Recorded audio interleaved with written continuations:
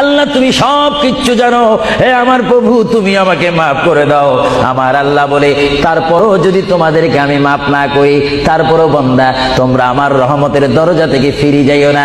আমি তোমাদেরকে হুকুম দিচ্ছি, ওয়ালাউ আন্নাহুম ইয যালামু আনফুসাহুম জাউকা, বান্দারে যদি গুনাহ করে ফেলো আমার রহমত থেকে মুখ ফিরে তুমি চলে যাইও না।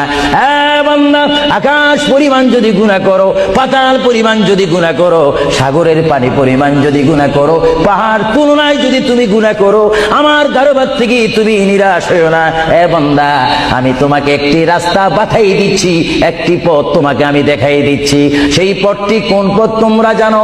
ওয়ালাউ আন্নাহুম ইয যালামু আনফুসাহুম জাউকা, বান্দারে যখন তোমরা বরবাদ হয়ে যাবে তখন তোমাদেরকে একটা পথ আমি তোমাদেরকে দেখাই দিলাম। সেই পথটির নাম হচ্ছে আমার রাসূলের মদিনা। জোরে বলেন সুবহানাল্লাহ।